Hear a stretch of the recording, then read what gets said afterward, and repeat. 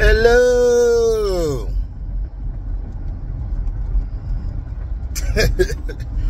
Welcome to HDiiTV. You're now rocking with your boy.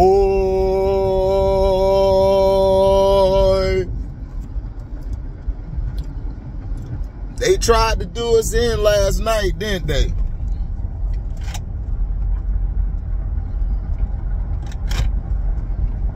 Listen.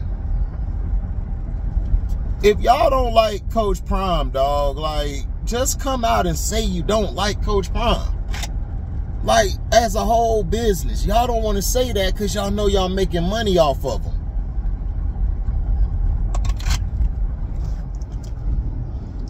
They kept North Dakota State in the game with so many bogus plays.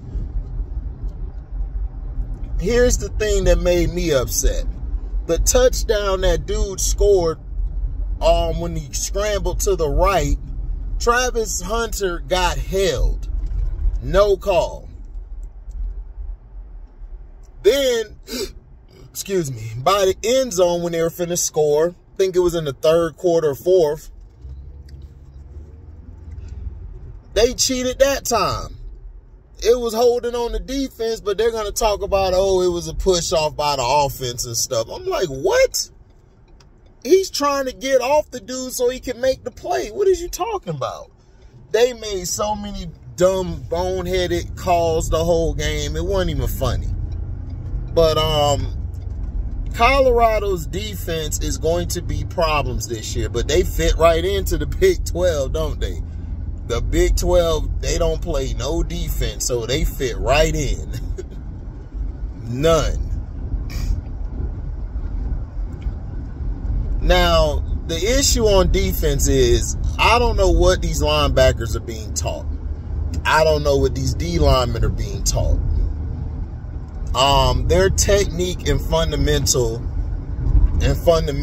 at times are very lacking, and it shows on the film. It shows on the film.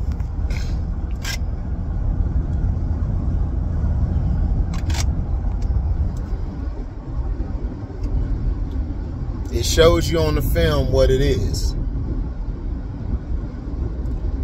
And it continues to be a problem. Like, these linebackers are not reading their triangle.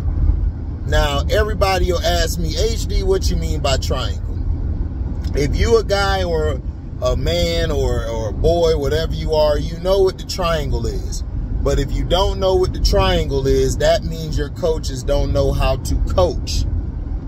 I learned about the triangle from my brother Pico. Pico taught me this because I was in college. I was struggling, and they kept telling me, man, read back to guard. And, you know, and my brother would tell me, yeah, that's one way to look at it. You want to read where the back goes, but you want to read the guard as well. Because sometimes the back may cut back this way, and if you're following the guard, you're going to get caught up in the wash. So you want to read where the back is going. But at the same time, you want to take a read step. Okay, a read step. You just take a step. You ain't got to hop. You don't hop. You just take a step. You don't even have to, you just take a step to see what's going on. And you got to decipher it like that.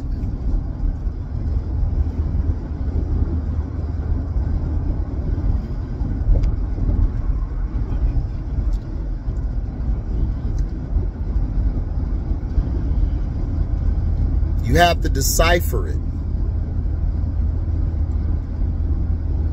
And if you're not sure, you just, some coaches say, yo, play fast. Just play fast.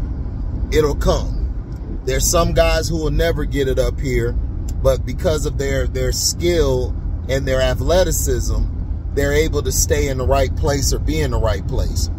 A guy who's real athletic can always recover. They have what we call recovery speed. But then you got guys that aren't really athletic like that, so they have to read the play then and there.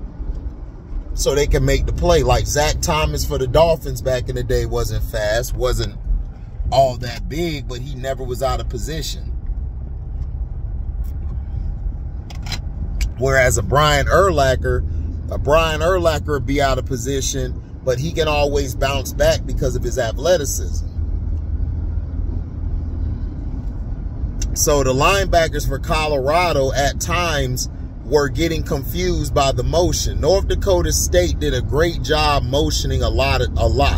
They would bring the 2 tight ends over, then they would have another motion where a guy would just run back this way or run that way. I'm like, and guys don't know how to pass it off. A lot of times when they scored, like they were caught out of position. And to me, that's your fundamentals. You're supposed to react on defense is see ball, identify ball, see ball, and get ball. That's their mantra. But at the same time, you also have to know where your weakness is in your defense. You also need to know where the tight ends are at. So if you had a close right, now you are making a close left. Instead of tackles and ends getting up and switching spots, they just shift. You would just shift the line. So this guy would go from nose to the eagle tackle, which is the 3 technique. This other guy would go from the 3 to the nose. And the other end on the other side would stretch out to a 5. Sometimes a team will play a wide 9. Usually they do a wide 9 because they have a real athletic end who could come off that edge and cause disruption. But in this case, we'll say you'll go on a 5. Now, the guys over here, the end over here is going to split between the tackle and the tight end. Now, the other tight end, the outside backer, needs to be like right there, lined up, like right over top of the second tight end, because you have double tight on one side. So that means if it's like an I formation, like if it's a single back, you got double tight right, strong, well, from my perspective, if I'm looking this way, I'm on defense, it's going to be double tight left, and then it's going to be strong right, because you got 2 receivers on your right side. That's your speed. So your secondary, they're not going to change. They're going to be post up against the 2 strength over there. Now your weak side linebacker over there, he's going to be inside of where the end is, depending on the defense. Depending on the defense. If you're running a cover 3 and it's like a strong right, that end on the outs, that weak side linebacker, instead of him having curl flat, you would bump him inside, because now there's no more tight ends on his side. So he's going to cover the B gap. So he should be at a stance of a 30 or a 40 alignment. And you have, of course, the safety. You have the safety. He's going to turn into the new curl flat, because he's faster, he's quicker, and he can get out there faster. That cornerback over there is going to have deep third. Now, if it's a cover 2, he's going to play either a soft sink or a hard sink, depending on how your corners are taught. And then that guy there, the linebacker, is going to play vertical hook. So if that speedster over there that's in the slot, that receiver that's in the slot, he's going to have to move out some to guard him. And then what's going to happen is the Mike linebacker, which is the middle linebacker, is going to have to move more towards the A gap. He has to be over the A gap, because he has to cover that gap, or he's going to be over center. He's going to be in a 0, but he's over, not right on the line, but he's going to be right over top the center, aligned in a 30. And then and then one of the safeties is both of the safeties are gonna be where they're at. So he's gonna have to be in the middle read. The other guy is gonna have to move a little bit, like a little bit splitting. But in that time, I wouldn't even run that type of defense. I would run a cover 3. You know, a cover 3, or I could run a cover 6, where the strong side is going to be a 3, and then the weak side is going to be 2. So I could run that, or I could run a cover 9, where the strong side is 2 and the weak side is 3. So it depends on how you look at it. But the alignments have to be better, because y'all are going to go against a real good team and y'all going to have 30 points hung on you because you don't know how to adjust to the motion. You got to know how to adjust the motion. And Deion's a defensive guy, and he's a studier of film, and he knows how to do this. This has been my problem with Deion, and I love Deion, but Deion in big games or in situational football, Deion has not looked good. He's been terrible. It's like he's lost or don't know what's going on. That's just a critique, so people don't get upset. I am a Deion fan. I am a Coach Prime fan. He's doing a hell of a job. This isn't talking about fire the coach like y'all Chicago Sky fans want to fire Teresa Weatherspoon and just push Angel Reese to the bench, which is the dumbest thing I ever heard. But, you know, people are fans, so they're going to be upset and jump. But what this person has to do, in my opinion, you have to get your alignment together, because you shouldn't be getting outflanked like you are. Now, what they did was they brought the running back, they motioned the running back outside a little bit. Then he came rushing in. He hiked the ball. The running back, which looks like they were running a man, the running back flanked from the left side all the way to the right side up the sideline. That's how he got that first down, because the person guarding him on the other side. What should have happened is this. If you get caught up in that alignment, either the nickel or whatever it is, the nickel or the strong or whatever, probably the nickel. What the nickel should have said was, yo, watch. He might come back this way. We'll switch it off. Now, if you're not going to switch it off, because it's man, it's kind of hard to switch off man. You got to take a better angle than you did. You went right into the wash. You know what we call the wash? When there's 2 defenders on 2 offensive personnel and they're going at it with each other, trying to stop them from getting to their route or crossing their face. You don't ever want anybody to cross your face.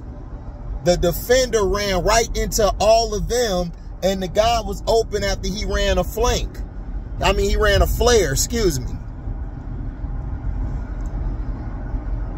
So you got to look at stuff like that. And it's like they were getting caught a lot. The backside guy who has that running back was getting caught a lot in the wash.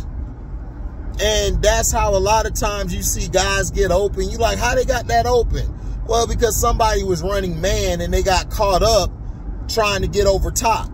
You got to take a better angle. You got to move up and you got to go around. Because if he would have went up and then around when they were all tussling, those 2 tights and that backer and that I think it was another backer or a dime, he would have got there and made the play. He could have made a play on it, but that's not paying attention.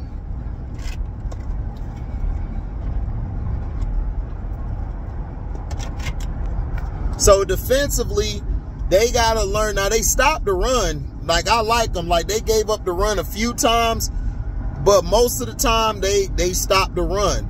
Also, you need the QB spy. A lot of these quarterbacks now, they're athletic.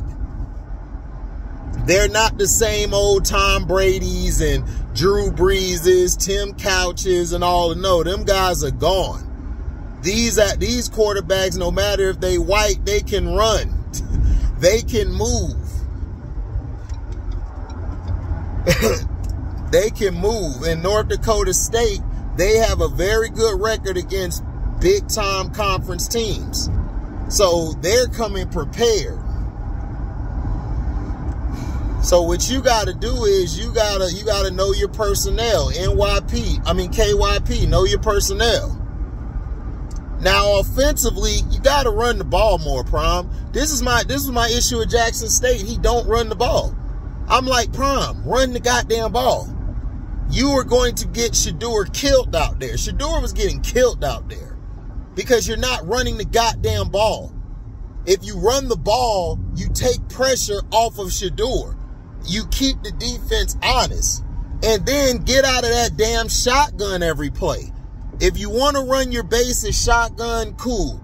But, dog, run some better plays. Throw a fullback back there.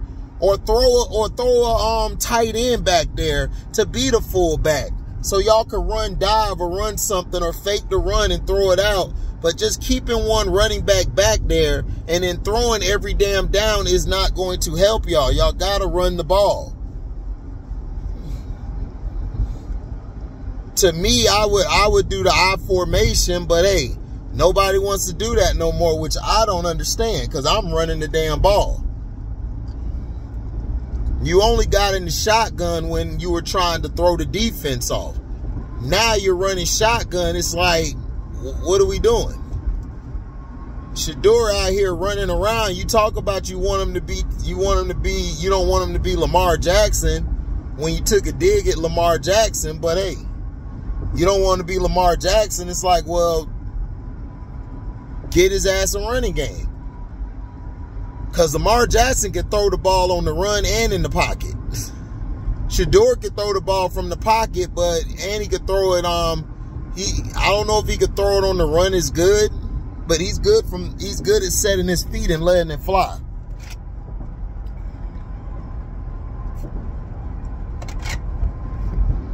And this ain't no knock on Prime, guys.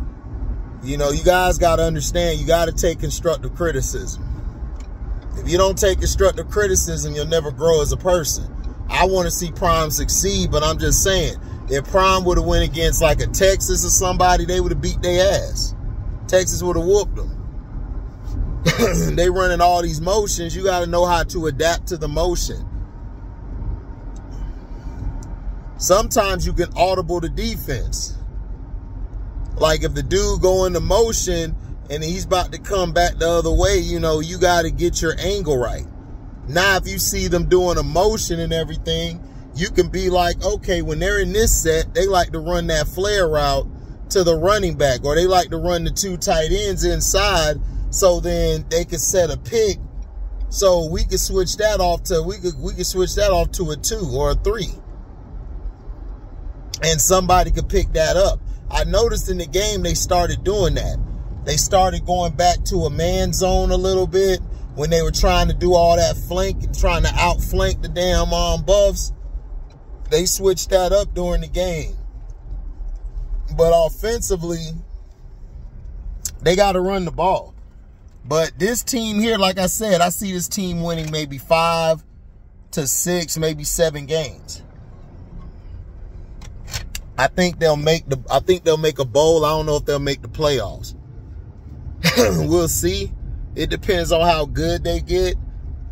This was just the first week. My Seminoles, I don't know how we're still number 10, and we lost to Georgia Tech. I mean, we lost by 3 points, so I guess that didn't knock us down that much. But hey, I'm cool at 10, but I still wish Coach Prime would have coached us, because he would have been a lot better at Florida State, because we would have had the athletes and the tools for him. But we'll see what happens, man. I just think they just need to work on situational football and learning how to audible out or read the defense better. I mean, read the offense better. The offense, they need to just run the ball. Shedeur did a fantastic job yesterday of controlling the game, controlling the pace, keeping everybody together. When he got hit a few times, when stuff didn't go their way, he stuck his head up high. He still was, you know, like engaged and stuff. Loved that body language. It's a lot better than last year. So I think Shedeur will be fine, but we won't know until they actually play somebody. So thank y'all for listening, man. Make sure you like, comment, subscribe, and tell me in the comment section, what did you think about the game? Give me your diagnostics or your, your analysis of the game. Like, let me know how you guys felt. If you guys liked it, cool. If you didn't, I understand. You know, no issues.